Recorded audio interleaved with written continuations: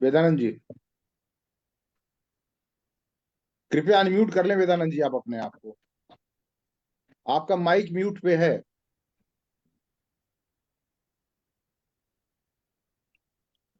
कुछ प्रॉब्लम आ रही है वेदानंद जी। हाँ ठीक है, अब आप अनम्यूट हो गए, बोलिए अब।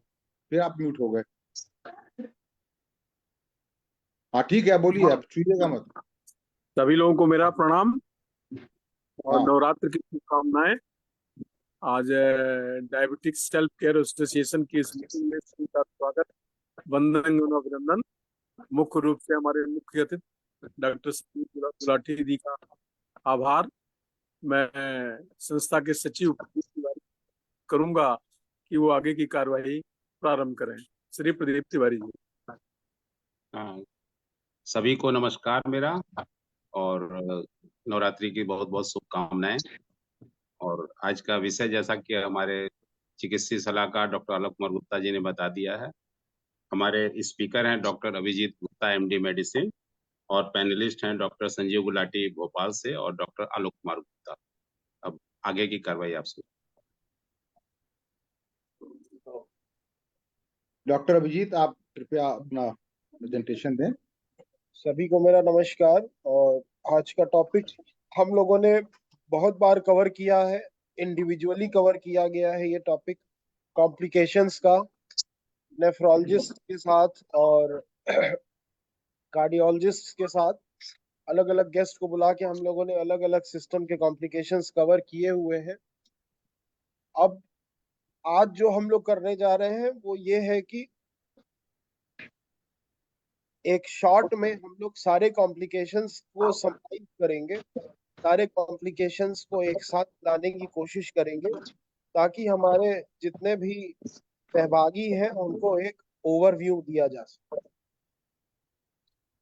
तो जैसा कि आप सभी जानते हैं मधुमेह जो एक परिस्थिति है, मेरी स्लाइड्स विजिबल हो गई है? हाँ सर। जी। तो जैसा कि हाँ, तो जैसा हम सभी जानते हैं कि मधुमेह जो परिस्थिति है जिसमें कि किसी भी कारण से, चाहे वो इंसुलिन का सिक्रीशन ना हो पा रहा हो, प्रोडक्शन ना हो पा रहा हो, या इंसुलिन रेजिस्टेंस हो रहा हो, रक्त शर्करा की मात्रा जो है वो बढ़ जाती है। और इस बढ़ी हुई रक्त शर्करा की मात्रा से शुरुआत में कई लोगों को कोई दिक्कतें नहीं होती।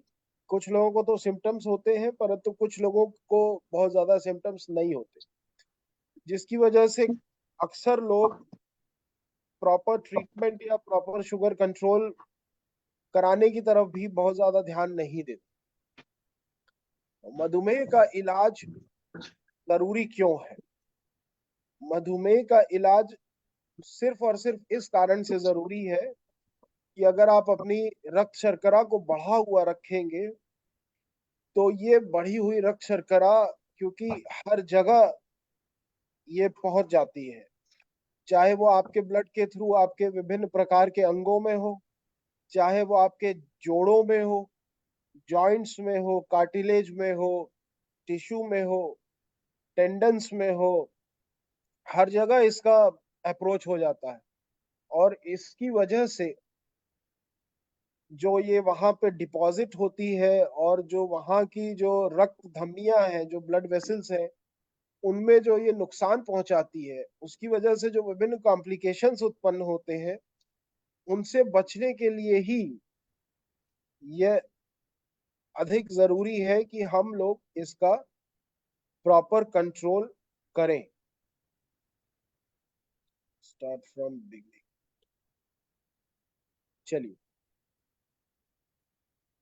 तो मधुमेह में जो जटिलताओं के या कॉम्प्लिकेशंस के जो विभिन्न कारण पाए गए हैं, एक तो उसमें मुख्य कारण है बढ़ी हुई रक्त शर्करा। दूसरा उसमें मुख्य कारण है जो अमूमन साथ में होता है, हाई ब्लड प्रेशर, बढ़ा हुआ रक्तचाप। तीसरा कारण है डिसलिपिडीमिया, यानी कि आपका टोटल कोलेस्ट्रॉल या मेनली आपका एलडीएल, नॉन एचडीएल कोलेस्ट्रॉल और ट्राइग्लिसराइड ये बढ़ा हुआ रहता है। इसके अलावा जो विभिन्न सहायक कारक है उसमें है स्मोकिंग, तंबाकू का प्रयोग, अल्कोहल का इस्तेमाल, सेडेंटरी लाइफ स्टाइल यानी कि एक्सरसाइज की कमी जीवन शैली में, बैड लाइफ स्टाइल, देर तक जगना, देर तक सोना, अपने भोजन या आहार का समय नियमित न रख पाना, कभी भी किसी भी समय खा लेना, फास्टिंग और फेड स्टेट, जो दो स्टेट्स होते हैं हमारे, फास्टिंग स्टेट और फेड स्टेट, उसके बीच में सही गैप का ना होना, फैमिली हिस्ट्री, अगर आपके परिवार में हार्ट डिजीज की हिस्ट्री है, यानी प्रीवियस जनरेशन्स में या आपके कजन्स में, आपके भाई बहनों को, आपके माता पिता को हार्ट डिजीज की हिस्ट्री रही है, ब्रेन स्ट्रोक की हिस्ट्री रही है, अर्ली हार्ट डिजीज की हिस्ट्री रही है, तो ये सब उसके सहायक कारक का कार्य करते हैं। हाई स्ट्रेस में रहना, हार्ट रेट बढ़ा हुआ रहना, ये सब कारक है। कॉम्प्लिकेशंस की अगर हम लोग बात करें तो इसको हम लोग दो प्रकार से, एक्चुअली कई प्रकार से बांटा जा सकता है। हम लोग आज जो बात करेंगे वो करेंगे दीर्घकालिक जटिलताएं, यानी कि लॉन्ग टर्म कॉम्प्लिकेशंस। मैं क्षमा चाहूंगा, थोड़ा सा मैं वायरल से पीड़ित चल रहा हूं, तो एक्यूट कॉम्प्लिकेशंस एंड दीर्घकालिक कॉम्प्लिकेशंस यानी कि long term complications. Acute complications में हमारे पास जो मेन हमारे मतलब की चीज है वो है हाइपोग्लाइसीमिया। हाइपोग्लाइसीमिया यानी कि आपका शुगर, ब्लड शुगर अचानक से लो हो जाए। हाइपोग्लाइसीमिया को डिफाइन किया गया है कि जो आपका ब्लड शुगर है, कैपिलरी ग्लूकोज है, लेस देन 70 मिलीग्राम्स यानी 70 के नीचे जाने का, रिसर्च पर्पसेस के लिए इसको 54 की वैल्यू ली जाती है। इसकी वजह से विभिन्न प्रकार की समस्याएं उत्पन्न हो सकती हैं, जैसे कि lack of concentration, complex decisions ना ले पाना, कैलकुलेट नहीं कर पा रहे हैं, इरिटेबिलिटी हो रही है, भूख लग रही है, अत्यधिक भूख का लगना, स्वेटिंग होना, घबराहट, बेचैनी, थरथराहट, इस तरह की जो समस्याएं हैं इसको भी फर्दर, इसके भी जो सिम्टम्स हैं उनको डिवाइड कर दिया गया है, ऑटोनॉमिक सिम्टम्स, सोमैटिक सिम्टम्स। खैर उतने डिटेल में हम लोग यहाँ पे नहीं जाएंगे। बाकी जो दो एक्यूट कॉम्प्लिकेशंस हैं, डायबिटिक कीटोएसिडोसिस और हाइपरग्लाइसेमिक हाइपर ऑस्मोलर सिंड्रोम, ये स्टेट्स ऐसी हैं जिसको कि अस्पताल में ही मैनेज किया जाता है, अस्पताल में ही मैनेज किया जाना चाहिए। और आप सिर्फ इतना जाने कि ये कॉमन होती है टाइप 1 डायबिटिक्स में। अक्सर जो टाइप 1 डायबिटिक्स इंसुलिन किसी भी वजह से नहीं ले पा रहे हैं लंबे समय तक, यानी कि 2 दिन, 3 दिन, 4 दिन, एक हफ्ते उनका इंसुलिन छूट गया, या फिर स्प्यूरियस इंसुलिन उनको मिल गया, खराब इंसुलिन मिल गया, तो उसकी वजह से जब शुगर बढ़ती है तो ये कॉमन होता है टाइप 1 डायबिटिक्स। हाइपोग्लाइसीमिया प्रिवेंशन के लिए आप अपने चिकित्सक से जरूर हमेशा सलाह करें, क्योंकि शुगर के इलाज का सबसे पहला नियम ये, शुगर के इलाज का सबसे पहला नियम यही होता है कि हमको हाइपोग्लाइसीमिया नहीं होना है पेशेंट को। उसके बाद फिर आप जो भी अच्छे से शुगर कंट्रोल करना है वो कीजिए, अपने बंद टारगेट्स करके को मीट चालू करो कीजिए विद और द प्रिवेंशन ऑफ हाइपोग्लाइसीमिया। दूसरा लेना पड़ेगा, भाई उसका है मामला। तो दूसरा सिम अब आ जाते हैं, हम लोग मेनली जो बात करेंगे वो करेंगे दीर्घकालिक जटिलताओं को। दुकान पे ले जाके करना पड़ेगा। मैं रिक्वेस्ट करूंगा एडमिनिस्ट्रेटर से कि कृपया मुझे छोड़ के बाकी लोगों को म्यूट दुकान कर पे ही दें। मिलेगा ना। जी सर। तो मधुमेह में दीर्घकालिक जटिलताओं की हम लोग बात करेंगे जो कि कॉमन है टाइप 2 डायबिटिक्स में। उसको टाइप 2 फोन करो, डायबिटिक्स, कल काम करेगा कल से कि नहीं? भाई साहब म्यूट कर दीजिए प्लीज।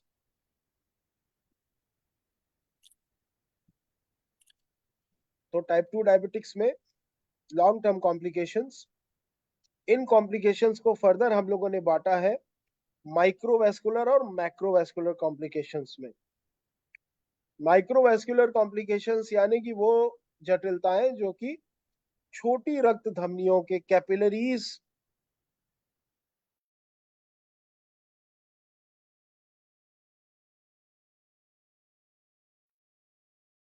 तो माइक्रोवैस्कुलर कॉम्प्लिकेशंस वो होते हैं जो कि छोटी रक्त धमनियों में नुकसान, बढ़ी हुई रक्त शर्करा के नुकसान से होते हैं।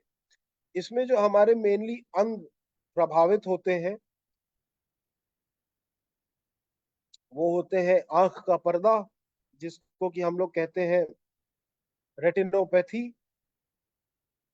गुर्दे जिसको कि हम लोग कहते हैं नेफ्रोपैथी, और हमारा स्नायु तंत्र, तंत्रिका तंत्र यानी नर्वस सिस्टम, जिसमें दो प्रकार के इन्वॉल्वमेंट होते हैं, somatic nerves and autonomic nerves, इसको हम लोग कहते हैं न्यूरोपैथी।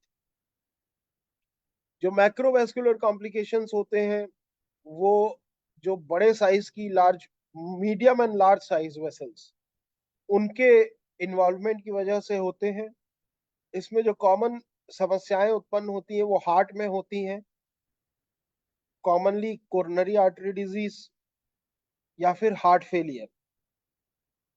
ब्रेन जब इफेक्टेड हो जाता है तो उसमें जो कॉमन चीजें होती हैं वो होता है stroke, cerebrovascular accident, transient ischaemic attack यानी कि एक छोटा स्ट्रोक जो कि 24 घंटे से कम समय में खुद ही रिजॉल्व हो जाए, या फिर gradual development of dementia like symptoms, cognitive impairment. और मैक्रोवैस्कुलर कॉम्प्लिकेशंस में जो सबसे ज्यादा अंग प्रभावित होता है वो होते हैं हमारे पांव, पेरिफेरल आर्टीरियल डिजीज या पेरिफेरल वैस्कुलर डिजीज, जिसकी वजह से पाँव में अल्सर होना, पाँव में घाव होना।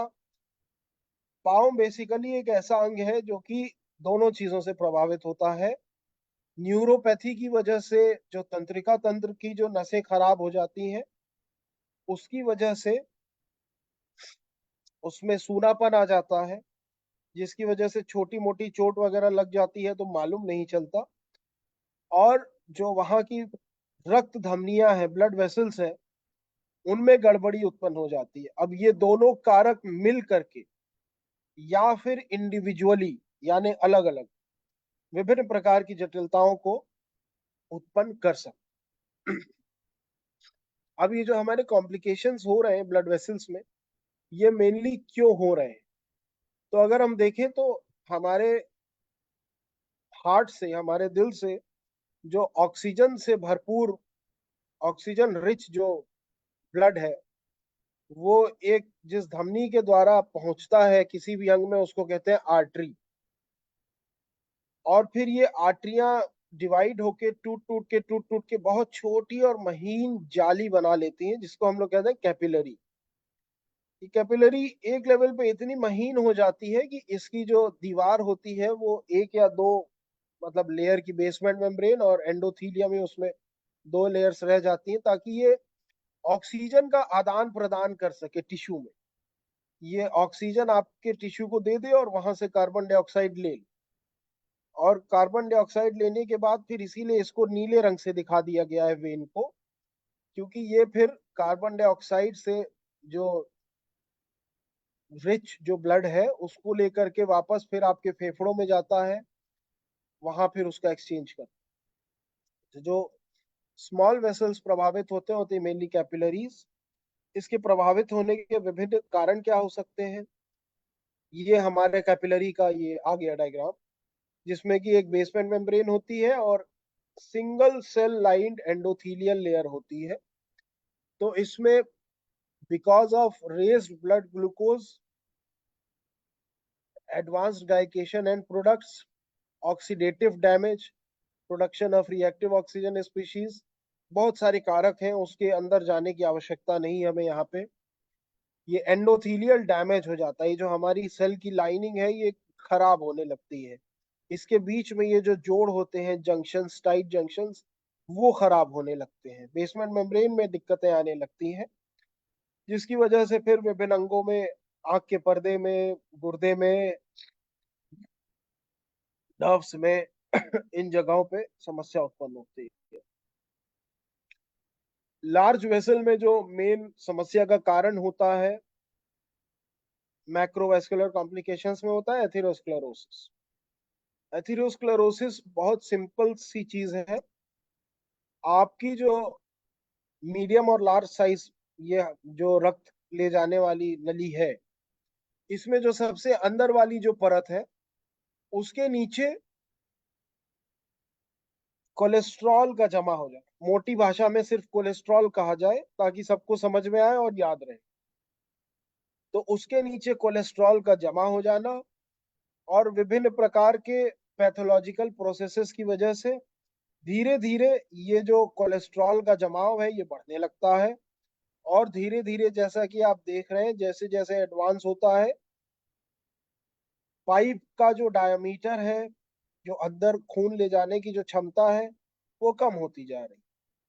तो ऐसी अवस्था में शुरुआती स्टेज में जब ब्लॉकेज कम रहेगा 30%, 50%, 60%, तो सिम्टम्स तभी होंगे जब आप कोई एक्सरसाइज करेंगे, कोई हैवी वर्क करेंगे जिसमें कि आपके टिश्यू की ऑक्सीजन डिमांड बढ़ेगी। लेकिन क्योंकि यहाँ हो गई है तो वो उस बढ़ी हुई डिमांड को मीट अप नहीं कर पाएगी। लेटर स्टेजेस में जब ऑब्स्ट्रक्शन ज्यादा हो जाएगा, ब्लॉकेज से 80 मोर देन 80% हो जाएगा, तब फिर ये नॉर्मली भी आपके टिश्यू की डिमांड्स को, ऑक्सीजन डिमांड्स को मीट अप नहीं कर पाएगा, जिसकी वजह से फिर कार्डियक पेशेंट्स में स्टेप एंजाइना, एट रेस्ट, इस तरह की समस्याएं होने लगती। तो जो हमारे माइक्रोवेस्कुलर कॉम्प्लिकेशंस पे हम लोग आ जाते हैं, जिसमें कि हम लोग शुरुआत करेंगे तंत्रिका तंत्र यानी नर्वस सिस्टम को क्षति। इसमें जो हमारे मेनली प्रभावित अंग होते हैं वो होते हैं हमारे हाथ के पंजे और पांव, नीचे तलवे और एंकल तक, जिसमें कि शुरुआत में आपको झंझनाहट वगैरह होती है, जलन होती है, पॉजिटिव सिम्टम्स। बाद में फिर जब नसें पूरी तरह से डैमेज हो जाती हैं तो सूनापन आ जाता है। इसके लिए जरूरी ये है बचाव के लिए कि आप अपने चिकित्सक से नियमित रूप से, एक टेस्ट होता है जिसको हम लोग कहते हैं बायोस्थीजियोमेट्री। बायोस्थीजियोमेट्री में एक बायोस्थीजियोमीटर नामक मशीन के द्वारा मिली वोल्ट्स में करंट पाँव के तलवे में दिया जाता है, जिससे कि हम लोग ये देखते हैं कि विभिन्न जगहों पे क्या उसमें सेंसेशन है। ये क्वांटिफाई करने के लिए बहुत अच्छा टेस्ट है। अगर आपके फिजिशियन के पास ये सुविधा नहीं उपलब्ध है तो जो बहुत सिंपल टेस्ट है जो पेरिफेरी में भी हम लोग कर सकते हैं, that is by the use of monofilament. Monofilament एक पतली सी तार जैसी चीज होती है जिसको कि आपके पाँव में विभिन्न जगहों पे, तलवे पे लगाया जाता है और उस पे एक प्रेशर दिया जाता है और फिर ये देखा जाता है कि वो आपको आभास उसका हो रहा है कि नहीं। न्यूरोपैथी की वजह से सबसे ज्यादा एम्प्यूटेशंस जो होते हैं पाँव के, वो डायबिटिक पेशेंट्स में होते हैं। ये देखा गया है कि 60 to 70% cases of amputation apart from accidents, ये जो होते हैं वो डायबिटिक पेशेंट्स में होते हैं बिकॉज ऑफ इधर न्यूरोपैथी और वेस्कुलर डिजीज। अब इसके बाद ये तो हो गई बात डिस्टल सेंसरी मोटर पॉलीन्यूरोपैथी की। अब ये नसों में जो क्षति पहुंच रही है, ये बढ़े हुए शुगर की वजह से पहुंच रही है या उन नसों को जो छोटी रक्त धमनियां सप्लाई कर रही है उनके डैमेज की वजह से हो रहा है। इसके बाद एक सिस्टम होता है हमारा ऑटोनॉमिक नर्वस सिस्टम,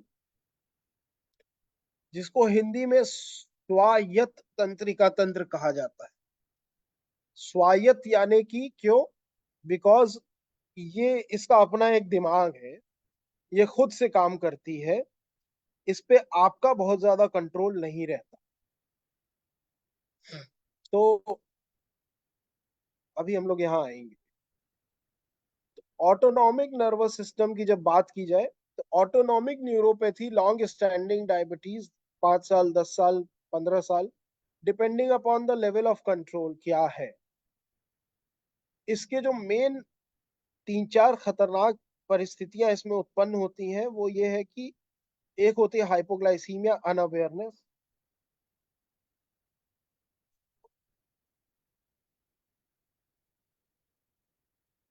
हमें जो भी पता चलना है वो सब हमारी तंत्रिका तंत्र से ही होना है। अब आपके बढ़े हुए शुगर ने उसको इतना डैमेज कर दिया है कि अगर आपका शुगर एक लेवल से लो हो रहा है, लेस देन 65, लेस देन 50, तो ये जो आपका ऑटोनॉमिक नर्वस सिस्टम है जिसका काम है उसको भांपना और उसके अगेंस्ट में जो हेपेटिक ग्लूकोज आउटपुट है उसको बढ़ाना, लिवर से ग्लूकोज का बनाना, ये सब चीजें वो नहीं कर पाता। और पेशेंट्स को जो कई सारे ऑटोनॉमिक सिम्टम्स होते हैं वो नहीं हो पाते। तो अक्सर मरीज का शुगर लो होता जाएगा लेकिन उसको मालूम ही नहीं चलेगा कि हमारा शुगर लो हो। दूसरा एक जो खतरनाक परिस्थिति उत्पन्न होती है वो है साइलेंट एमआई। जो कार्डियक पेन होता है वो न्यूरोपैथी की वजह से पेन का आभास कम हो जाता है या कुछ केसेस में नहीं भी हो पाता।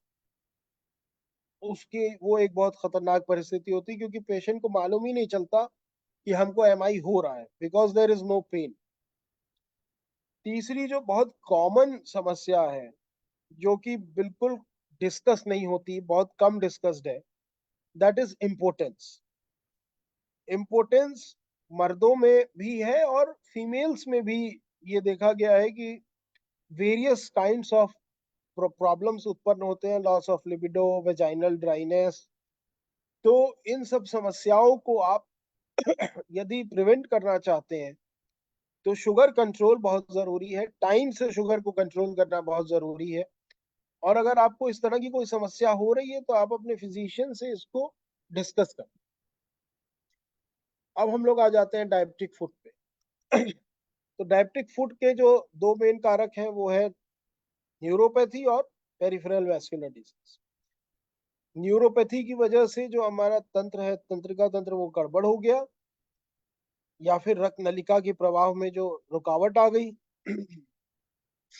अब इसमें गड़बड़ होने के बाद अगर आपको न्यूरोपैथी है तो आपको इसमें ध्यान क्या क्या देना है, वो इंपॉर्टेंट चीज। ध्यान ये देना है कि आपको नंगे पांव कभी भी घास पे, पक्की फर्श पे जो कि धूप से तप रहा हो, नहीं चलना। पाँव में चोट लग जाएगी या पाँव जल जाएगा, आपको मालूम नहीं चलेगा। जाड़े में आपको बहुत करीब से आंच नहीं तापनी है, बहुत हीटर के पास पैर लेके नहीं बैठना है। मोटरसाइकिल के साइलेंसर से लोगों का पैर अक्सर जल जाता है जो कि चप्पल पहन के बैठते हैं, चप्पल सरक गई, पैर साइलेंसर पे है, आधे घंटे बाद आप मोटरसाइकिल से उतरे, पैर जल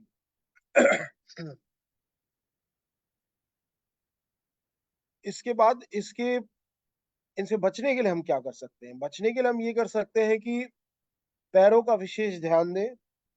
जिस तरह से आप अपने चेहरे पर रोज फेस वॉश लगाते हैं, उस पे लेप लगाते हैं, उसी तरह रोज नहाते वक्त पैरों को अच्छे से साफ कीजिए। उसके बाद पैर को अच्छे से सुखाइए, खास करके उंगलियों के बीच में, क्योंकि उंगलियों के बीच में एक ऐसा स्थान है जहाँ पे पानी के रुकावट की वजह से फंगल इन्फेक्शंस या फिशर्स वगैरह बहुत कॉमनली डेवलप हो जाते हैं।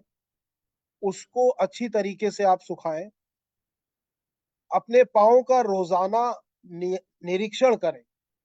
इसके लिए स्पेशल टाइप के मिरर्स भी उपलब्ध हैं। तो निरीक्षण में आपको अपने तलवे को, उंगली को, बाकी चीजों को, नेल्स को, इनको अच्छे से देखना है कि इनग्रोन टोनेल्स तो नहीं हो रहे, फंगल इन्फेक्शन, किसी भी तरह का कोई छोटा मोटा घाव, लाली, दाना, इससे बचाव करके रखना। पैर पे हमेशा एक मॉइस्चराइजर का प्रयोग करना है। मॉइस्चराइजर उपलब्ध नहीं है तो नारियल का तेल प्रयोग कर सकते हैं।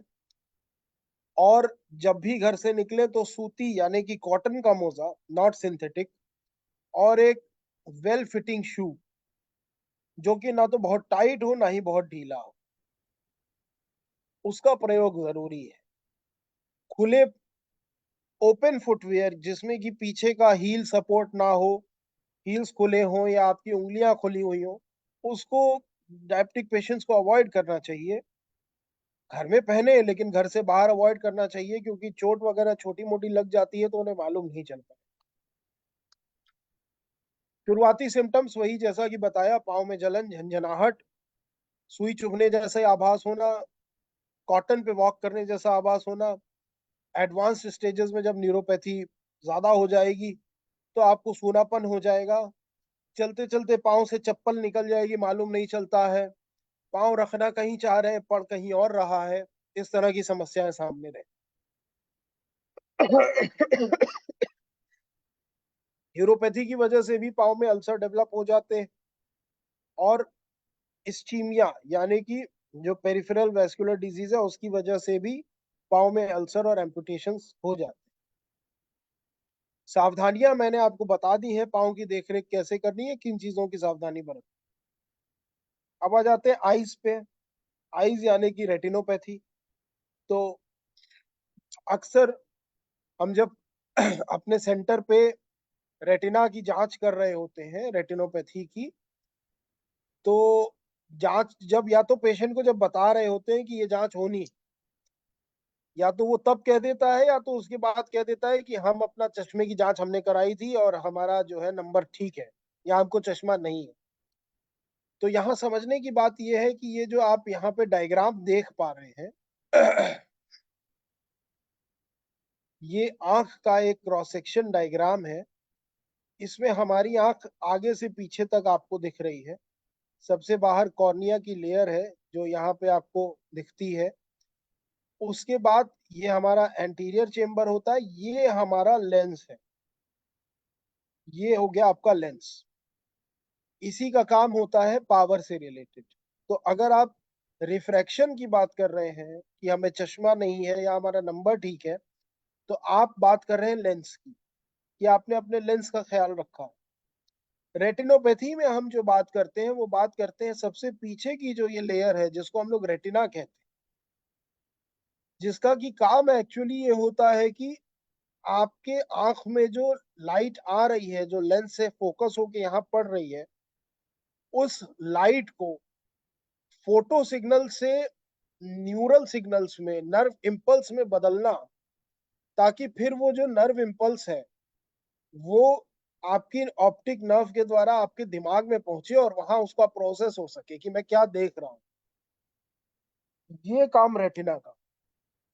रेटिना भी अपने आप में बहुत सारी लेयर्स होती हैं, 10 लेयर्स होती हैं, और इसको जीवित रखने के लिए यहाँ पे छोटी ब्लड वेसल्स, छोटी रक्त धमनियों का एक बहुत बड़ा जाल होता है।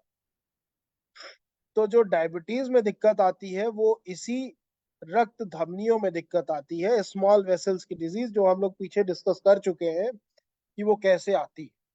उसकी वजह से क्या होता है, हमारा ये फिगर में एक नॉर्मल रेटिना है। जब हम रेटिना देखते हैं तो हमें ये नॉर्मल रेटिना ऐसा दिखता है।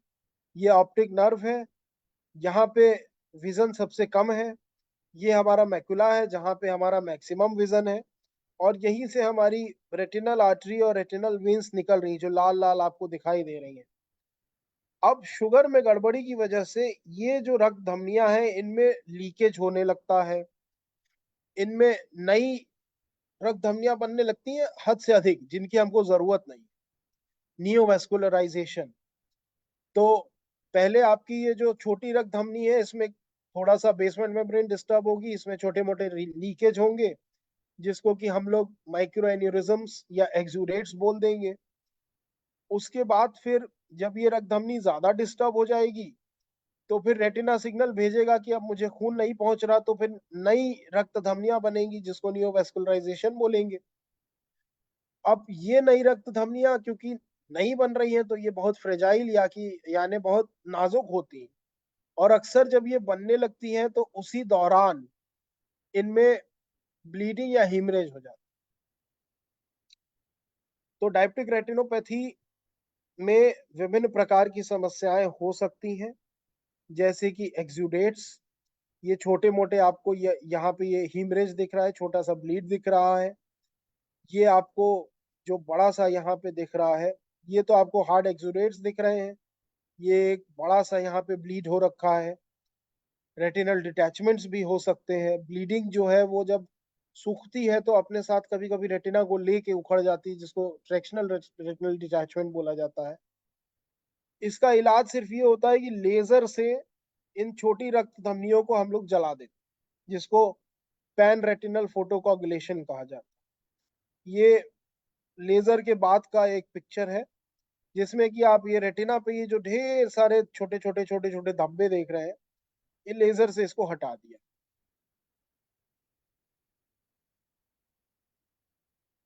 लेकिन एक बात ये है कि भगवान ने ये जो बेहतरीन सिस्टम आपको दिया है कि ये लाइट को नर्व इम्पल्स में कन्वर्ट करना और उसको ब्रेन में भेज देना,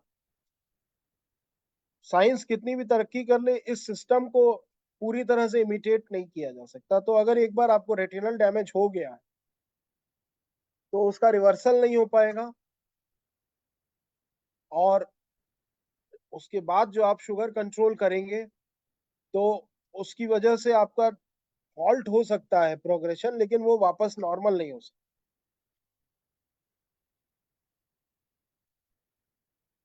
नेफ्रोपैथी की बात करते हैं बहुत शॉर्ट में।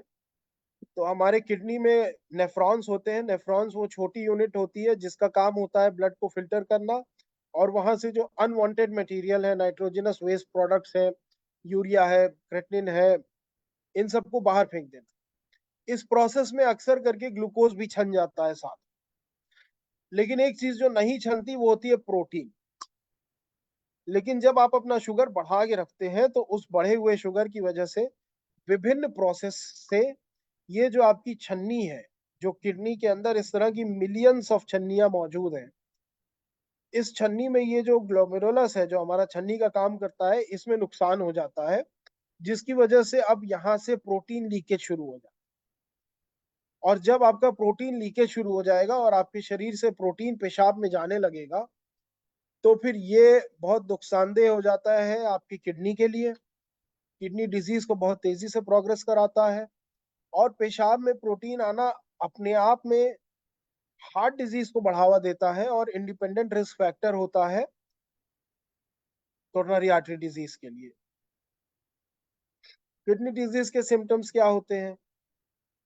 किसी का ब्लड शुगर बढ़ा हुआ चल रहा था, अचानक से उसी दवा पे वो नॉर्मल रहने लगा। क्यों? क्योंकि जो इंसुलिन हमारे शरीर में बन रहा है, उसका जो एक्सक्रीशन होता है, मेटाबोलाइजेशन होता है, मेनली किडनी से होता है। जब किडनी गड़बड़ा जाती है तो वही थोड़ा अमाउंट ऑफ इंसुलिन वो बाहर नहीं निकल पाता और ब्लड में घूमता रहेगा। तो अब वही थोड़े इंसुलिन से जो शुगर कंट्रोल नहीं हो रही थी, अब वो कंट्रोल हो गई। बहुत खुश होने की जरूरत नहीं है, जा करके अपना गुर्दे की जांच कराई। पेशाब में प्रोटीन लॉस होने की वजह से धीरे धीरे पाँव में सूजन रहना, चेहरे पे सूजन आना, कमजोरी आना, loss of muscle mass, muscle weakness, blood pressure आपका रेगुलेशन जो है वो गड़बड़ा जाएगा, बार बार पेशाब लगना। एडवांस्ड स्टेजेस में फिर बहुत सारी चीजें होती हैं, जैसे कि यूरेमिक कार्डियोमायोपैथी से लेकर के बहुत सारी चीजें, वहां तक नहीं जाएंगे। मेन बात यह है कि समय से शुगर कंट्रोल करना और समय से जांच करना। सिर्फ फास्टिंग पीपी करा के डॉक्टर से मिलने से कुछ नहीं होगा। उसमें एक लिस्ट ऑफ इन्वेस्टिगेशंस है, जिसमें से पेशाब में प्रोटीन की जांच, जिसको हम लोग यूरिन एसीआर कहते हैं, यूरिन एल्बुमिन क्रेटिनिन रेशियो, ये भी एक बहुत महत्वपूर्ण जांच है जो समय समय पे होनी चाहिए। नॉर्मल जो यूरिन एसीआर होता है वो लेस देन 30 मिलीग्राम पर ग्राम, यानी 30 से नीचे होना चाहिए। अगर 30 से 300 है तो आप स्टेज 1 में है, जिसको हम लोग A2 कहते हैं अपनी भाषा में। 300 से ऊपर है तो मैक्रो एल्बुमिनूरिया यानी A3। जानने का एक ही तरीका है कि रेगुलर इंटरवल्स पे जांच कराते रहिए। आपके डॉक्टर अगर जांच लिख रहे हैं तो ये ना सोचिए कि ये हमारी पेशाब में प्रोटीन की जांच क्यों करा रहे हैं, या हमारे पाँव के नस की जांच की बात क्यों कर रहे हैं, या आंख के पर्दे की जांच क्यों कराना चाहते हैं। इनको खाली रैंडम शुगर दिखाइए और अपना पर्चा लिखवा लीजिए। तो वो ऐसा इसलिए सजेस्ट कर रहा है आपका डॉक्टर, बिकॉज ही वांट्स कि आपके ये जो सारे अंग हैं वो ठीक से चलते रहें। कॉम्प्लिकेशंस अगर डेवलप हो रहे हैं तो वो अर्ली स्टेजेस में पता चले और सही समय पे उनको टैकल किया जा सके, ताकि आप डायलिसिस तक ना पहुंचे, आपको रेटिनोपैथी की वजह से अंधापन या ब्लाइंडनेस ना हो जाए, न्यूरोपैथी की वजह से आपकी पाँव ना काटना पड़े, आप हार्ट अटैक या ब्रेन स्ट्रोक के शिकार ना। इसी के साथ मैं अब ये छोटा सा प्रेजेंटेशन खत्म करूंगा और मैं अपने पैनलिस्ट से, अपने सीनियर्स से और सारे पार्टिसिपेंट से रिक्वेस्ट करूंगा कि अब ओपन डिस्कशन पे हम लोग आ जाए। बहुत बहुत धन्यवाद डॉक्टर अभिजीत। बहुत लंबा विषय है ये और हर एक कॉम्प्लिकेशन पे हम घंटों बात कर सकते हैं। आपने सारे कॉम्प्लिकेशंस को एक जगह संक्षेप में बताने की चेष्टा की है। मैं डॉक्टर गुलाटी साहब से ये जानना चाहूंगा, पहला प्रश्न तो मेरा ये है कि ये जो कॉम्प्लिकेशंस डॉक्टर अभिजीत ने बताए हैं मधुमेह में जो होते हैं दीर्घकालिक कॉम्प्लिकेशंस, ये किसी को जब डायबिटीज होता है उसके कितने समय बाद से शुरू हो जाते हैं, पहला। दूसरा, क्या जब किसी को डायबिटीज पहली बार पता चलता है तो उस वक्त भी उसको ये कॉम्प्लिकेशंस हो चुके होते हैं? इस पर आप जरा प्रकाश डालें। सबसे पहले तो धन्यवाद आपको मुझे इस फोरम में बुलाने के लिए।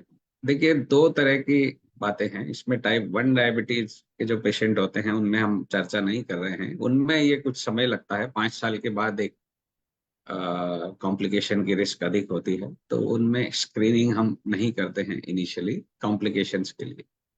लेकिन टाइप 2 डायबिटीज के पेशेंट में कोई समय सीमा ऐसी नहीं है। बहुत से पेशेंट ऐसे हैं जिनमें जब पहले बार मालूम पड़ता है कि उन्हें डायबिटीज है तो वो किसी न किसी कॉम्प्लिकेशन से ऑलरेडी ग्रसित होते हैं। किसी की पैरों की नसें खराब होती, कई बार हम अस्पताल में देखते हैं हार्ट अटैक से मरीज आया और उस दिन पहली बार मालूम पड़ा कि उसको डायबिटीज है। किडनी में डैमेज हुआ, रूटीन स्क्रीनिंग में उस दिन मालूम पड़ा कि डायबिटीज है। तो ऐसा नहीं है कि हमें डायबिटीज हो गई तो हम थोड़े दिन रिलैक्स रह सकते हैं कि अभी हमें कोई कॉम्प्लिकेशन नहीं हुआ होगा, अभी हमारी नई नई बीमारी है, हमें जांच करने की कोई आवश्यकता नहीं है। ऐसी समय सीमा को अपने हिसाब से कोई मरीज तय ना करे और जिस दिन डायबिटीज होती है अपने डॉक्टर के पास जाके उनकी सलाह से सारे अंगों का एक कॉम्प्लिकेशन स्क्रीनिंग टेस्ट होता है। जैसे कि हम साल में एक बार अपने पैरों की नसों की जांच करें, साल में एक बार हार्ट का चेकअप करें, ईसीजी कम से कम, या अगर आपके डॉक्टर सलाह देते हैं तो टीएमटी और इको। साल में एक बार किडनी की टेस्ट होनी चाहिए, यूरिन फॉर माइक्रोएल्बुमिन और क्रिएटिनिन। और आजकल उसमें यह भी जुड़ता जा रहा है, लीवर खराब होने का भी एक बहुत प्रमुख कारण डायबिटीज है। इनफैक्ट आज की तारीख में the commonest reason for liver transplantation पूरी दुनिया में डायबिटीज बनता जा रहा है। तो लीवर के टेस्ट भी अब रिकमेंडेशन में आते जा रहे हैं कि साल में एक बार FIB4 नाम का एक फार्मूला होता है, उसे कैलकुलेट अपने फिजिशियन की सहायता से करवाएं, जिसके लिए बहुत छोटे से टेस्ट लगते हैं, लीवर फंक्शन टेस्ट और CBC। आंखों की जांच, आंखों के पर्दे की जांच किसी नेत्र रोग विशेषज्ञ से, या आपके डायबिटीज क्लिनिक के यहाँ पर सुविधा है तो वहां करवाएं। और अपना कोलेस्ट्रॉल लेवल, लिपिड प्रोफाइल कम से कम वर्ष में एक बार अगर वो कराएं तो बहुत। ये सभी टेस्ट जिस दिन डायग्नोस हो डायबिटीज उस समय पे होना चाहिए। उसके बाद प्रतिवर्ष कम से कम एक बार होना चाहिए, क्योंकि कब किसको कौन सा कॉम्प्लिकेशन होगा ये समय सीमा तय नहीं होती। लेकिन साल में एक बार ये स्क्रीनिंग टेस्ट करने से अगर कोई कॉम्प्लिकेशन शुरू हो रहा है तो आप उसको बहुत अर्ली स्टेज पे डिटेक्ट करके और उसको अपने डॉक्टर की सलाह से वहीं पर रोका जा सकता है। क्योंकि एक बार कोई कॉम्प्लिकेशन बहुत अधिक बढ़ गया, आपका क्रिएटिनिन आप करा के खुश हो जाते हैं कि हमारा क्रिएटिनिन नॉर्मल है तो हमारी किडनी नॉर्मल है, ऐसा नहीं होता है। एक बार क्रिएटिनिन बढ़ना शुरू होता है तो वो फिर धीरे धीरे बढ़ता ही रहता है, कितने भी प्रयास कर लिए जाए उनको रोकना बहुत मुश्किल होता है। जैसा कि डॉक्टर अभिजीत ने बताया कि रेटिना एक बार डैमेज होगी तो वो परिणाम कभी नहीं मिल सकते जो ईश्वर ने हमें रेटिना में जो व्यवस्था जमा के दी है। तो निश्चित रूप से साल में एक बार अगर रेटिना चेक करते हैं और उसको बहुत शुरुआती दौर में अगर हमें रेटिनोपैथी हो रही है तो उसको हम वहीं पे डिटेक्ट करके अपनी शुगर, ब्लड प्रेशर को अच्छा कंट्रोल करें। स्मोकिंग अगर कोई करता है या तंबाकू का प्रयोग किसी भी रूप में करता है तो उसे बंद करें। तो कुल मिला के यह है कि रिलैक्स नहीं रहना है, चिंता नहीं करें, लेकिन ध्यान रखें कि कॉम्प्लिकेशन जल्दी भी हो सकते हैं या उस दिन भी मिल सकते हैं जिस दिन आपको पहली बार मालूम पड़ा कि डायबिटीज है। इसकी कोई समय सीमा का मरीज के रूप में आप इंतजार ना करें। ये जरूर लॉन्ग स्टैंडिंग कॉम्प्लिकेशन है, लेकिन बहुत से मरीजों को जिस दिन डायबिटीज की डायग्नोसिस हो उस दिन भी पहली बार मालूम पड़ता है कि उनकी पैरों की नसों को डैमेज है, किडनी को डैमेज है, या हार्ट अटैक हुआ है, या पैरालिसिस हुआ है। बहुत से मरीज पहली बार तभी डायग्नोस होते हैं जब वो कॉम्प्लिकेशन के साथ हॉस्पिटल में आते हैं। जी, बहुत। देखिए मित्रों, सबसे बड़ी बात यह है कि टाइप 2 डायबिटीज, टाइप 1 डायबिटीज तो जो बच्चों में होता है, कम उम्र में होता है, उसके तो लक्षण इतने प्रबल होते हैं कि वो महीने 2 महीने में ही डायग्नोज हो जाता है। तुरंत अभिभावक अपने बच्चे को लेके भागता है अस्पताल कि मेरा बच्चा एकदम दुबला होता जा रहा है और शरीर गलता जा रहा है, रात भर पेशाब करता है, दिन भर खाता है, तो वहां तो लक्षण छुपते ही नहीं है। लेकिन टाइप 2 डायबिटीज में वर्षों लक्षण पता ही नहीं चलते, व्यक्ति को यह भान ही नहीं होता, ये जो उसे थकान हो रही है, काम करने की इच्छा नहीं होती, ये बढ़े शुगर की वजह से हो रही है। और वो एक्सीडेंटल डिस्कवरी होती है कई बार डायबिटीज की। आप मोतियाबिंद का ऑपरेशन कराने गए, जांच में शुगर पकड़ में आ गया, गॉलब्लैडर का ऑपरेशन कराने गए, जांच में शुगर पकड़ में आ गया, आपने LIC की पॉलिसी ली, उसमें जब जांच कराया गया आपका, तो पता लगा आपको शुगर है। तो ये नहीं पता चलता कि ये शुगर अभी से हुआ है, 4 साल पहले से चल रहा है, या 7 साल पहले से चल रहा है। और कई बार जैसे डॉक्टर गुलाटी ने बताया कि कॉम्प्लिकेशंस की वजह से ही डायग्नोज होता है। हार्ट अटैक हुआ तब पता चला कि इनको तो शुगर भी है, ब्लड प्रेशर भी है।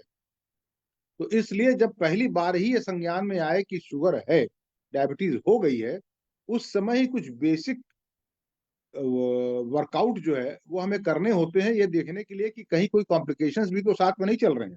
तो उसमें साल में एक बार आंख का जांच, हृदय का जांच, पाँव का जांच, पेशाब में प्रोटीन का जांच, ये सारे जांच हमको, ब्लड प्रेशर करने होते हैं। अब दूसरा प्रश्न मेरा डॉक्टर गुलाटी आपसे ये है कि क्या मधुमेह सिर्फ बढ़े हुए शुगर की ही एक बीमारी है और हमें सिर्फ शुगर पे ही ध्यान देना होता है, या हमें और भी अन्य चीजें हैं जिनको नियंत्रित करना होता है और जिन पर निगाह रखनी होती है? क्योंकि कई बार जब हम रोगी से कहते हैं ना कि कोई शुगर लेके आया कि आप ये भी जांच करा लो, वो भी जांच करा लो, आप लिपिड प्रोफाइल करा लो, तो कहता था हम तो शुगर लेकर के आए थे, आप ये तमाम जांचें क्यों करा रहे हैं, मेरी क्या जरूरत है इतनी महंगी महंगी जांच कराने की? और कई बार वो जांच नहीं भी कराता, टाल जाता है। तो क्या सिर्फ शुगर नियंत्रण करने से ही हमको हमारी सारी समस्या सुलझ जाती है, या हमें कुछ अन्य कारक जैसे कि ब्लड प्रेशर है, डिसलिपिडीमिया है, खून में जो वसा है उनका जो असंतुलन है, इनके ऊपर भी उतना ही ध्यान देने की आवश्यकता होती है? ये बहुत अच्छा सवाल है और ये बहुत कॉमन मिसकंसेप्शन है, लोगों को बहुत गलत फहमी होती है कि शुगर कंट्रोल में चल रही है तो अब कोई नुकसान नहीं होगा। और एक बहुत कॉमनली देखा गया है कि हम डायबिटीज के मरीज को कोलेस्ट्रॉल की दवा, स्टैटिन नाम की दवा लिखते हैं, और अगली बार जब वो आते हैं तो वो बंद करके रखते हैं। वो जाते हैं मेडिकल पे, इसमें से शुगर वाली दवा दो, और स्टैटिन की दवा को वो बंद कर देते हैं। देखिए, डायबिटीज का जो इलाज है वो ट्रीटमेंट नहीं होते हुए उसे मैनेजमेंट कहा जाए तो बेहतर है। उसमें ब्लड शुगर कंट्रोल करना, ब्लड प्रेशर कंट्रोल करना, कोलेस्ट्रॉल कंट्रोल करना, स्मोकिंग नहीं करना, रेगुलर एक्सरसाइज करना, अपनी डाइट को नियमित रूप से कंट्रोल में रखना, इन सब चीजों के ऊपर ध्यान देना जरूरी है। तभी आप अपने डायबिटीज के होने वाले कॉम्प्लिकेशन या दीर्घावधि होने वाले नुकसान को रोक सकते हैं। खाली शुगर कंट्रोल करते हैं तो आप एक हिस्सा कंट्रोल कर रहे हैं, बाकी चीजों को आप अनअटेंडेड छोड़ रहे हैं, बाकी रिस्क को आप एड्रेस नहीं कर रहे हैं। तो एक किसी हमारे बहुत ही रिनाउंड डायबिटोलॉजिस्ट हैं इस देश के, उन्होंने कहा है कि ABCD को ध्यान रखना है।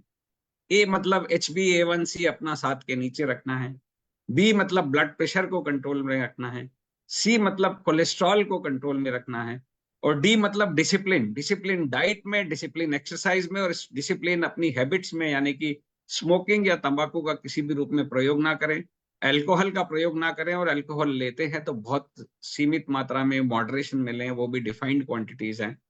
तो ये ABCD का ध्यान रखें। A मतलब HbA1c, B मतलब ब्लड प्रेशर, C मतलब कोलेस्ट्रॉल, D मतलब अनुशासन, डिसिप्लिन।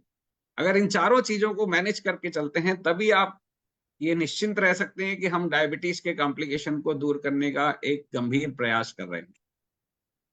जी, थोड़ा सा आप स्टैटिन के ऊपर मैं चाहूंगा और प्रकाश डालें कि मधुमेहियों में जिनको डायबिटीज है, उनमें स्टैटिन के रिकमेंडेशंस क्या हैं, कितना लेना चाहिए और कब तक लेना चाहिए, ताकि लोग ये जो अक्सर बीच में छोड़ देते हैं, इस पे थोड़ा सा प्रकाश डाल दीजिए और इसको विस्तार से कि रिकमेंडेशंस क्या कहती हैं कि हमको स्टैटिन का प्रयोग कब तक करना है। देखिए, डायबिटीज के मरीजों, स्टेटिन हमारा जो हम मेनली फोकस करते हैं, जिस कोलेस्ट्रॉल, एक तो लोग टोटल कोलेस्ट्रॉल की लिपिड प्रोफाइल नहीं कराते, कोलेस्ट्रॉल करवा के आ जाते हैं हमारे पास और बोलते हैं हम कोलेस्ट्रॉल की रिपोर्ट।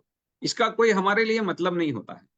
आप किसी अच्छी लैब में जाके total cholesterol profile, lipid profile करवाएं, क्योंकि हम जिस चीज को मेनली फोकस करते हैं वो दो तरह के कोलेस्ट्रॉल होते हैं जिनको दवाओं के द्वारा नियंत्रित किया जा सकता है।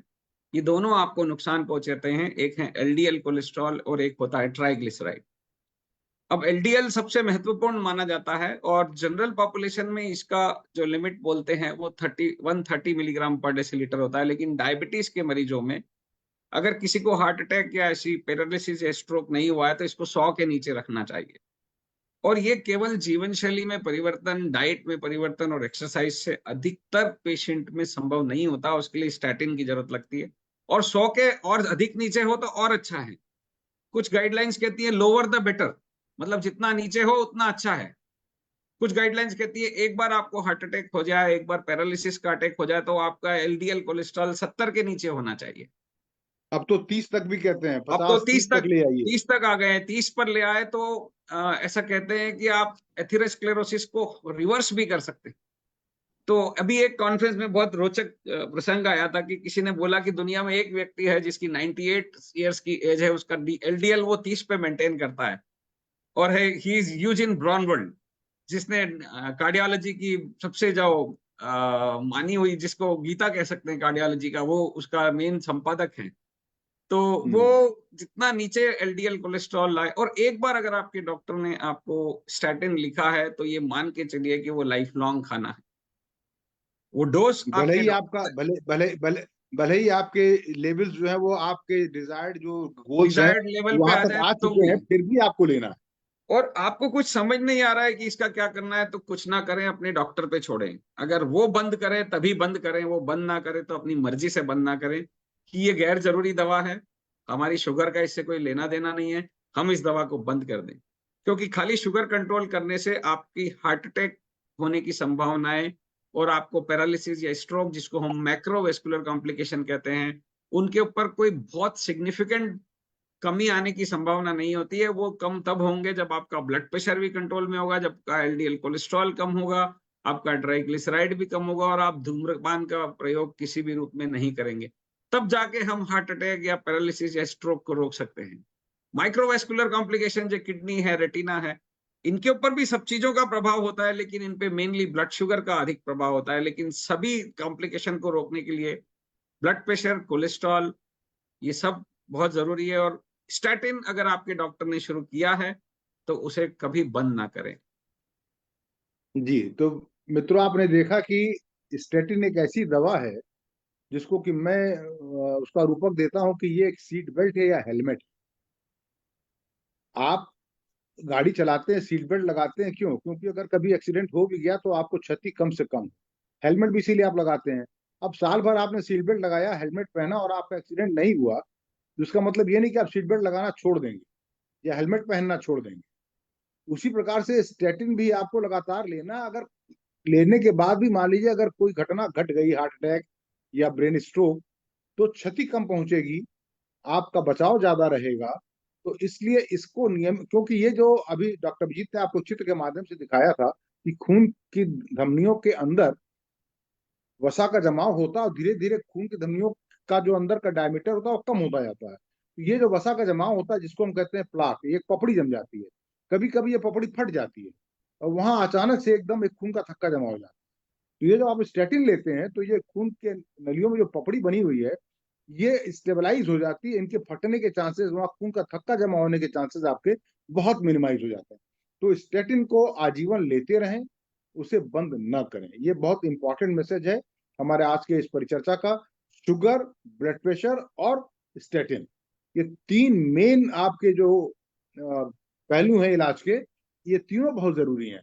और वक्त पर अगर आपको कोई कॉम्प्लिकेशन नहीं है तो साल में कम से कम एक बार आपका वर्कआउट होना चाहिए सारे अंगों का। और अगर कोई कॉम्प्लिकेशन है तो फिर जैसा कॉम्प्लिकेशन है उसके हिसाब से फिर आपके उस अंग से संबंधित जो जांच है वो फ्रीक्वेंट भी कराए जा सकते हैं। आपको रेटिनोपैथी हो गई, आपका लेजर हो रहा है, तो आपका आंख का डॉक्टर आपको जितनी फ्रिक्वेंटली बुलाएगा, आपको जाना है, दिखाना है उसको। गुर्दे की समस्या है तो आपको नेफ्रोलॉजिस्ट से भी बार बार संपर्क में रहना पड़ेगा। लेकिन अगर कोई कॉम्प्लिकेशन फिलहाल नहीं है तो कम से कम साल में एक बार आपको अपने शरीर का व्यापक जांच सारे अंगों के स्वास्थ्य को देखने के लिए कराना आवश्यक होता है। अब मैं जो हमारे साथ जुड़े हुए हैं लोग, उनमें कैलाश शर्मा जी कुछ प्रश्न डाल रहे हैं चैट बॉक्स में। आप कैलाश जी कृपया अनम्यूट होकर के अपने प्रश्न को सीधे पूछें, तो हम लोग उसका उत्तर देंगे और फिर कार्यक्रम का समापन करेंगे। कैलाश जी आप जुड़े हुए हैं? आपने एक प्रश्न तो ये डाला है कैलाश जी ने कि क्या आंख में सिर्फ रेटिनोपैथी खून की नलियों में गड़बड़ी की वजह से भी होता है, या आंख में भी न्यूरोपैथी की वजह से कोई प्रॉब्लम हो सकती है? क्या न्यूरोपैथी भी आंख को प्रभावित करता है? ये उनका एक प्रश्न। दूसरा उन्होंने लिवर के ऊपर पूछा है। तो लिवर पे तो हम लोग एक विस्तृत चर्चा फैटी लिवर पे अपने इस प्रोग्राम में कर चुके हैं, और कभी उसके लिए और दोबारा इस एपिसोड को दोहरा लेंगे। तो गुलाटी जी ये बताएं कि क्या आंख में भी न्यूरोपैथी का प्रभाव पड़ सकता है? ये प्रश्न आया है। ये ऐसा स्पेसिफिक नहीं है, जैसे डायबिटिक रेटिनोपैथी स्पेसिफिक है कि ये डायबिटीज की वजह से होती है, लेकिन न्यूरोपैथी की जो बाकी बीमारियां हैं, जैसे बहुत एक ऑप्टिक न्यूराइटिस है या थर्ड नर्व पैल्सी होती है जिसमें एक का दो दिखने लगता है, एक मसल पैरालिसिस हो जाती है, जी या आंखों का पर्दा नीचे की तरफ झुकने लगता है, ये बीमारियां जनरल पॉपुलेशन में भी होती है लेकिन डायबिटीज के मरीजों में ज्यादा कॉमन है। बट ये केवल डायबिटीज से एक समस्या कभी कभी बहुत रेयरली कुछ पेशेंट्स में आती है कि ऑप्टिक नर्व जो है हमारा, जो कि मेन नर्व है, जो कि आईज को नर्व सप्लाई देता है, और जो हमारे विजुअल सिग्नल्स आ रहे हैं, लाइट के सिग्नल्स आ रहे हैं, उनको नर्व सिग्नल में कन्वर्ट करके हमारे ब्रेन तक पहुंचाता है। उस ऑप्टिक नर्व की जो सूक्ष्म रक्त वाहिनियां जो उसको सप्लाई दे रही है, नर्व को भी ब्लड सप्लाई की जरूरत होती है। तो यदि उस ऑप्टिक नर्व के ब्लड सप्लाई में बाधा आ जाए, वहां पर क्लॉट जमा हो जाए, तो ऑप्टिक नर्व का फंक्शन भी गड़बड़ हो सकता है। ये कभी कभी ऐसा होता है। तो ऐसा नहीं कि न्यूरोपैथी आंख के नर्व को नहीं इन्वॉल्व करती। और जैसा डॉक्टर साहब ने बताया कि कई बार जो हमारे आंख को ऊपर नीचे दाएं बाएं घुमाने के लिए जो मांसपेशियां होती हैं, उन मांसपेशियों को भी ब्लड सप्लाई मिलती है। तो कभी कभी उन मांसपेशियों की ब्लड सप्लाई में जब बाधा आ जाती है, तो कोई एक पर्टिकुलर मसल जब पैरालाइज हो जाती है, तो आंख का मूवमेंट किसी एक दिशा में प्रभावित हो जाता है। तो पता लगा नॉर्मली क्या होता है कि हमारी दोनों आंखें सिंक्रोनाइज मूव करती हैं। हम बाएं देखेंगे तो हमारी दोनों आंख बाएं घूम जाएगी, दाएं देखेंगे दोनों आंख दाएं घूम जाएगी। लेकिन अगर एक आंख की कोई एक मसल पैरालाइज हो गई जो आंख को दाहिने घुमाती है, तो हमारा दाहिना आंख में दाहिने की तरफ घुमाने वाली मांसपेशी पैरालाइज हो गई। तो अब हम दाहिने की तरफ देखेंगे तो हमारे दाहिने आंख की आई बॉल जो है दाहिने तरफ नहीं मूव कर पाएगी, जबकि बाएं वाला मूव करेगा। तो जब दोनों में डिसिंक्रोनाइजेशन हो जाता है, तो हमको एक के दो दिखने लगता है। आंख के ऊपर की जो पलक है वो नीचे लटक जाती है, तो एक आंख से हमको फिर दिखना बंद हो जाता है। लेकिन ये जो समस्याएं होती है यूजुअली बड़ी शॉर्ट लास्टिंग होती हैं, और प्रॉपर ट्रीटमेंट से लगभग 100% इनमें रिकवरी हो जाती है। कोई और प्रश्न कोई पूछना चाहेगा? शर्मा जी ने एक सवाल और पूछा हुआ है, आलोक जी आप उस पर कुछ देना चाहेंगे? आप किस तरह का फैट कंजम्पशन करना चाहिए, किस तरह मतलब का वो शायद वो ऑयल या ये बहुत घी के विस्तृत बारे में चर्चा है, और पूछना चाह रहे हैं। इस पे हम लोग बहुत विस्तृत परिचर्चा कर चुके हैं। तेल के ऊपर 1 घंटे का हम लोग व्याख्यान कर चुके हैं। आप कोई भी ऑयल इस्तेमाल करें, पहला नियम तो ये बनाएं कि आपको 20 ग्राम से ज्यादा ऑयल 24 घंटे में नहीं खाना है। पहला नियम तो ये बना ले, कोई भी ऑयल कितना भी रिफाइंड हो और कितना भी वो विज्ञापन में दिखाया जाए, आपको 20 ग्राम का अतिक्रमण नहीं करना। अगर आप इस लिमिट के अंदर रहते हैं और देसी घी भी खाते हैं तो आपको समस्या नहीं आएगी। लेकिन अगर आप इसका अतिक्रमण करेंगे तो आपको समस्या आएगी। दूसरी चीज, किसी एक तेल पर निर्भर ना करें। एक मोटा रूल बना लें, हर कार्य के लिए अलग अलग तेल का प्रयोग करें। A mixture of oil should be used. आप चोखा बनाते हैं तो सरसों का तेल डालते हैं, आप दाल में तड़का लगाते हैं तो आप सरसों के तेल से नहीं लगाते, फिर आप देसी घी या मक्खन से लगा लेते हैं। आपको कुछ और काम करना है, आप मूंगफली का तेल है, सोयाबीन ऑयल है, कोई ऑलिव ऑयल, आप सलाद के ऊपर ड्रेसिंग डालना चाहते हैं, आप वर्जिन ऑलिव ऑयल डाल लीजिए। तो अगर आप अलग अलग तेलों का सम्मिश्रण प्रयोग करते हैं अपनी दिनचर्या में, तो हर तेल, कोई भी तेल परफेक्ट तेल नहीं है, लेकिन जब आप सब तेलों को मिला जुला के इस्तेमाल करते हैं तो तो आपको एक परफेक्ट बैलेंस मिल जाता है। लेकिन मिला जुला करके भी 20 ग्राम का अतिक्रमण या 4 चम्मच तेल का अतिक्रमण 24 घंटे में ना करें। बस मोटा सा आप ये सिद्धांत मान लें। क्यों संजीव जी, कुछ और जोड़ेंगे? सही बात है, जो हमको एसेंशियल फैटी एसिड्स हैं वो किसी एक तेल में कभी नहीं मिलते हैं। वेजिटेबल ऑयल्स सभी अच्छे माने जाते हैं, तो सभी को मिक्स करें या कोई 2 तरह के तेल यूज करें। और क्वांटिटी आपको आलोक जी ने बता दी कि 20 ग्राम यानी कि 4 छोटे चम्मच से अधिक का प्रयोग आपके पूरे दिन भर में नहीं होना चाहिए। ये एक रूल है, इसे फॉलो करें। देसी घी को लेके कई बार बहुत भ्रम रहता है, लेकिन हाँ, अगर देसी घी अगर ट्रेडिशनल तरीके से बनाया गया है, यानी कि मलाई को फर्मेंट करके या दही का मलाई निकाल करके उसको मथ करके बनाया गया है, तो वो फर्मेंटेड जो प्रोडक्ट है उससे जब घी निकलता है तो उसमें एक शॉर्ट चेन फैटी एसिड होता है, ब्यूटायरिक एसिड। इसकी प्रचुरता रहती है, बहुत अधिक मात्रा में होता है, और ये हमारे आंतों के स्वास्थ्य के लिए बहुत आवश्यक होता है। इसलिए अगर आप फर्मेंटेड क्रीम से निकाला घी नहीं, फर्मेंटेड तरीके से निकाला गया घी अगर आप प्रयोग करते हैं, वही मात्रा लेकिन आपको मैंने बता दी है, ये नहीं कि अब आप दिन दिन भर देसी घी खा रहे हैं, तो अगर आप उसका प्रयोग करते हैं तो आपके आंतों के स्वास्थ्य के लिए वो बहुत लाभप्रद होता है। इसलिए उसका भी आप समावेश अपने दिनचर्या में अवश्य कर सकते हैं। किसी की और कोई टिप्पणी? गीता जी, आप कुछ जोड़ना चाहेंगी या कुछ पूछना चाहेंगी? दुबे जी, आपको अगर कुछ पूछना हो। नंदन जी, आप लोग जितने लोग जुड़े, अगर कुछ पूछना हो तो बताइए, फिर नहीं तो हम लोग कार्यक्रम अब 10:15 बज रहा है, समापन करेंगे।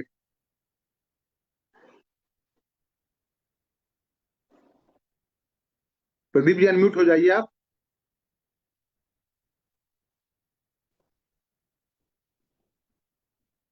प्रदीप जी, आप अपने आप को अनम्यूट कर लें।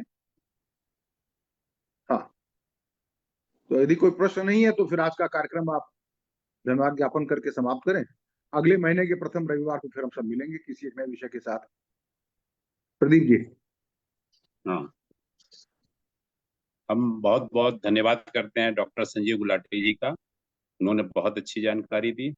डॉक्टर अभिजीत गुप्ता जी ने भी बहुत ही सारगर्भित जानकारी दी है। और डॉक्टर साहब आलोक गुप्ता जी तो खैर सबके बीच में एक कड़ी का काम करके बहुत ही बड़ा काम कर रहे हैं और इतनी बड़ी एक मुहिम को चलाए हुए हैं। और इसी के साथ हमारे जुड़ने वाले सभी श्रोताओं का भी बहुत बहुत धन्यवाद है।